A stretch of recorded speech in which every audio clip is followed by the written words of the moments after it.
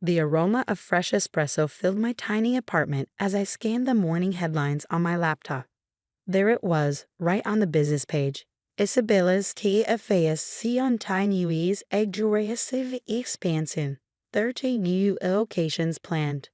My sister's smiling face beamed from the article photo, every pixel radiating smug satisfaction. The coffee in my cup suddenly tasted bitter. 1 year ago, that had been my coffee shop. Little Bird Coffee House, the tiny cafe I'd built from nothing. Now it was the flagship store of my sister Emma's rapidly expanding chain, rebranded with pretentious gold signage and overpriced pastries. My phone buzzed, speaking of the devil. "Sarah, darling." Emma's voice dripped honey-coated venom. "Did you see the news? We're bringing sophisticated coffee culture to the masses. Such a shame you never had the vision to see Little Bird's true potential." I bit back a sharp response. "What do you want, Emma?" "Just checking if you'll be at Mom and Dad's anniversary dinner tonight. Though I understand if you can't afford the dress code at Le Cirque anymore." The line went dead before I could respond. I closed my eyes, remembering the day everything changed. 1 year earlier. A coffee subscription service. My father's voice filled the restaurant group's boardroom. "That's your big proposal." I stood before the family board, pointing to my carefully prepared presentation. "It's more than that, Dad. Little Bird has a loyal customer base. By adding digital ordering, specialty roasts, and home delivery." "Absolutely not," Emma interrupted from her seat beside Dad.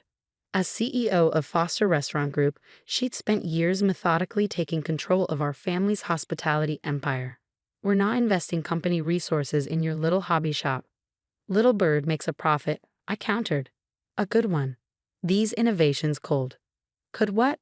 Emma laughed. "Compete with actual restaurants? Face it, Sarah, you're running a glorified Starbucks in a prime location that could be generating real revenue." Dad nodded slowly. "Emma has a point. That downtown corner property is too valuable for experiments." "It's not an experiment.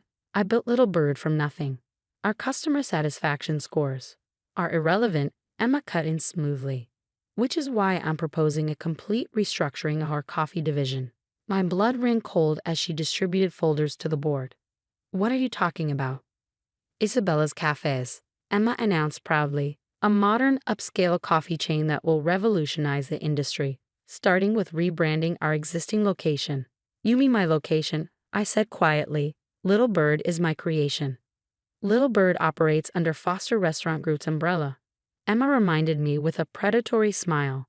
"And as CEO, I'm exercising our contractual right to assume direct management of any subsidiary that doesn't meet our growth targets."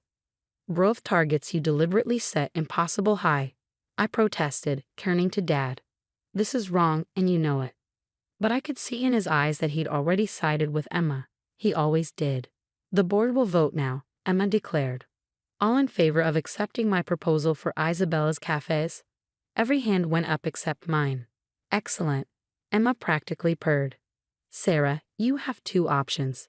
Stay on as a regional manager under the new brand, or accept a generous severance package." Generous. Right. The amount was deliberately calculated to be just enough to prevent legal challenges, but not enough to actually start over. "You can't just." "I can, and I have."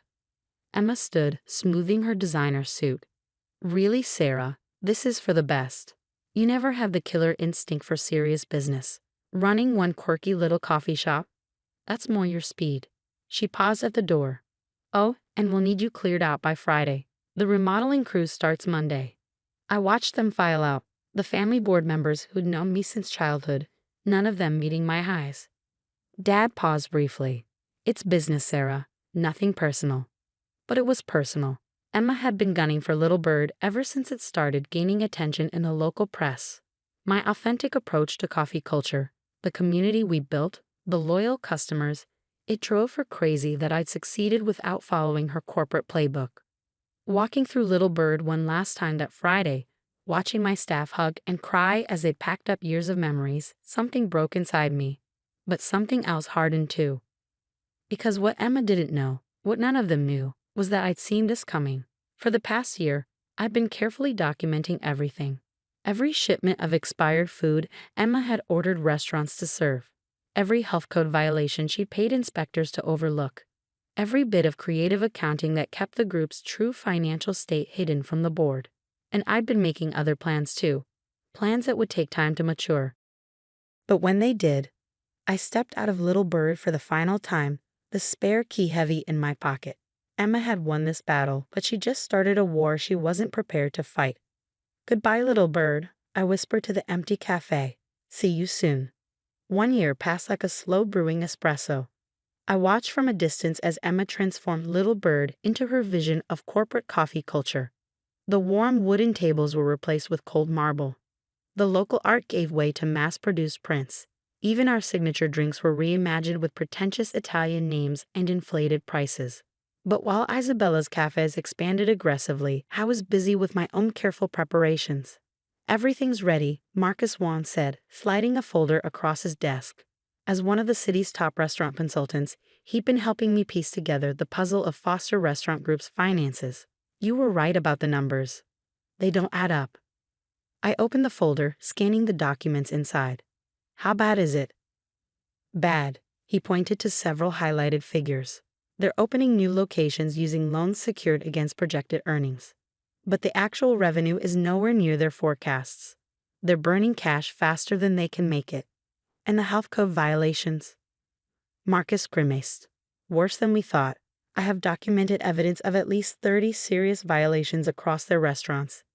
They've been bribing inspectors to look the other way." I sat back, absorbing the information. Emma's empire was built on sand, and the tide was rising. My phone buzzed. A text from my old assistant at Little Bird, now working at Isabella's corporate office. "Emergency board meeting called for tomorrow." Something about the new health inspector. I smiled. Right on schedule. The next morning, I dressed carefully in a simple but elegant suit. No designer labels, just quiet confidence. The newspaper headlines told the story I'd been orchestrating for months. "Major Reyes DUI Anti-Julie Cases Health QDE. Investigation. Isabella's CAFAS Giro Gate Numbers Key West IMD by Anna Hale Weiss TS.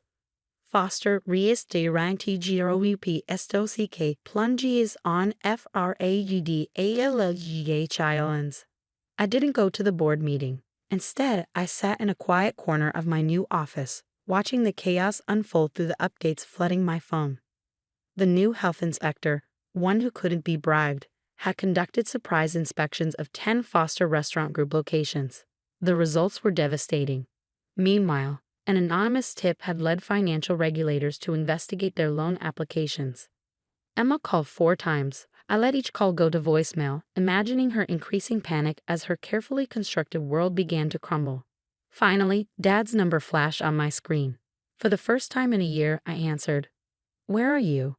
he demanded, his voice strained. "We need you at this meeting." "Why?" I asked calmly. "I'm not part of the company anymore, remember?" "Sarah, please." "The situation. It's bad. Emma's not handling it well. We need someone who understands the coffee division." I almost laughed. Now he want my expertise. After letting Emma destroy everything I built. "That was business," he said weakly. This is business too, Dad." I cut him off.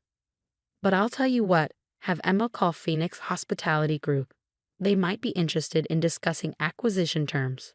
Phoenix Hospitality, the investment firm that's been buying up distressed restaurant properties. "That's the one." I smiled, though he couldn't see it. "I hear they're very fair in their dealings. Unlike some people." 2 hours later, Emma called again. This time I answered. "Phoenix Hospitality is your company, isn't it?" She didn't bother with pleasantries. "You're behind all of this." "Behind what, Emma?" "The health violations you tried to hide. The fraudulent loan applications. The cooked books."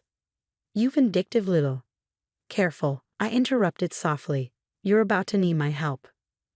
The silence on the other end was deafening. Finally, she spoke through gritted teeth. "What do you want?" "Meet me at Little Bird.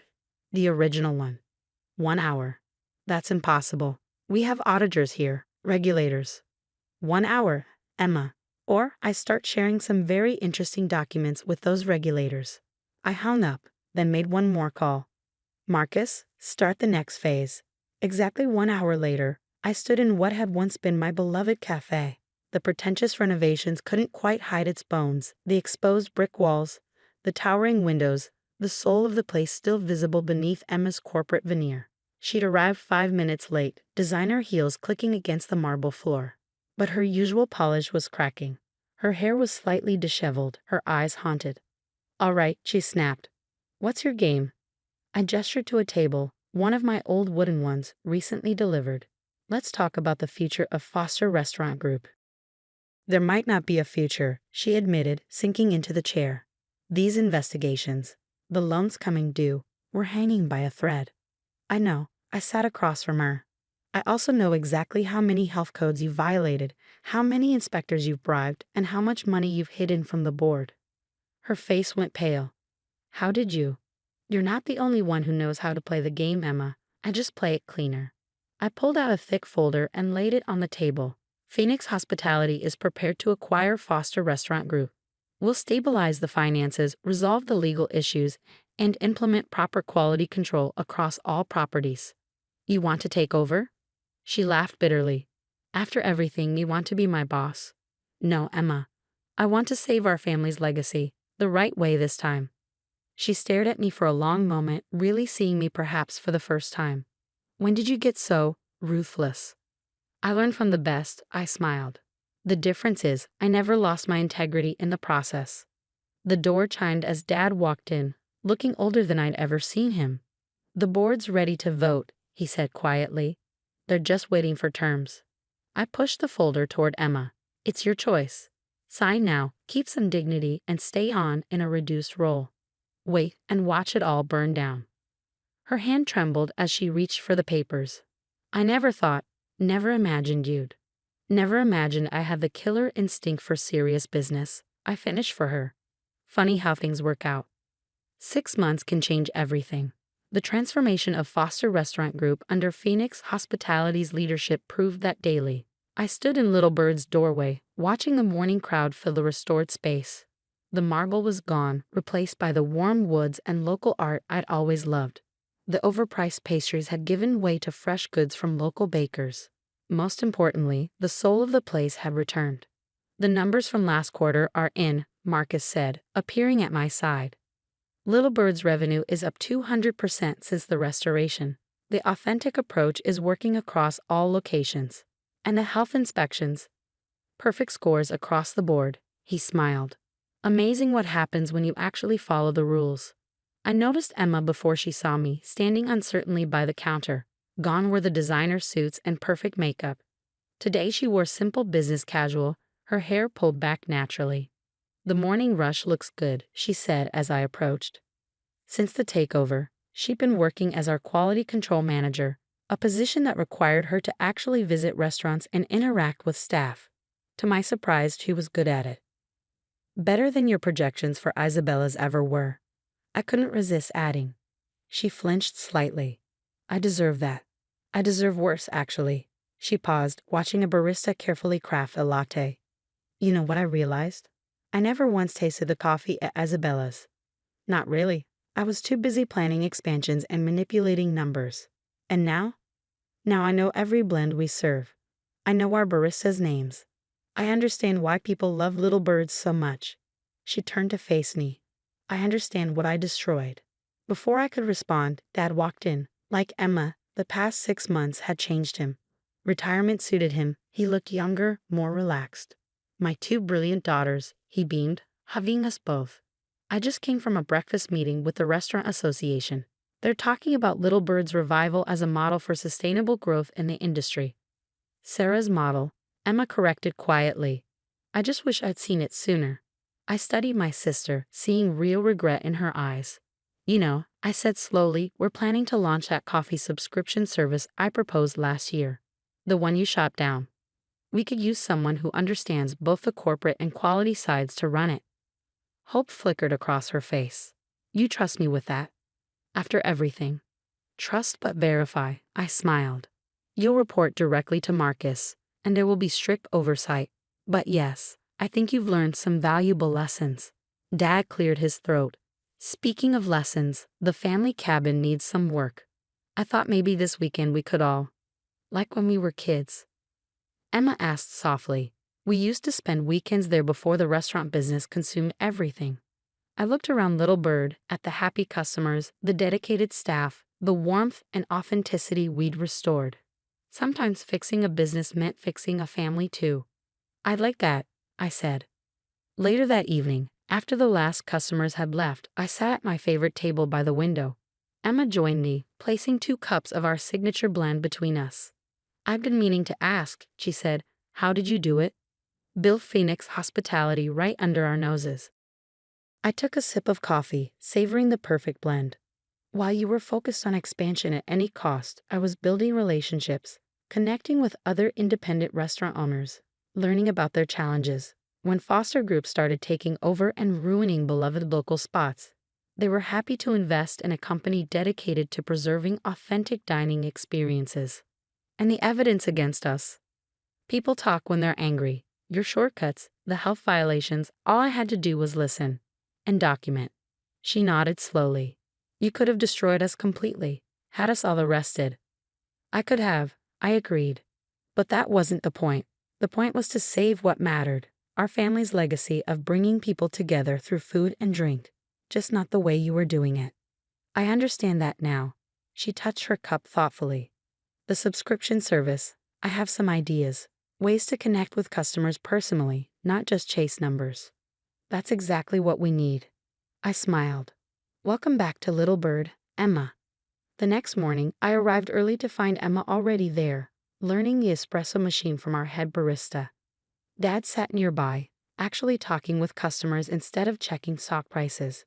Marcus appeared with the latest reports, but I waved them away. Later, I said, "Right now, I need to make some coffee." Behind the counter, working alongside my staff, I felt the familiar peace that had first drawn me to this business. The morning sun streamed through the windows, catching the steam from the espresso machine like a halo. Little Bird was soaring again, higher than ever, and this time it had lifted my whole family with it. Sometimes the best revenge isn't destroying what others built, but showing them a better way to build. Sometimes healing a business means healing hearts. And sometimes the most powerful move in business isn't a hostile takeover. It's offering someone who hurt you a chance to do better.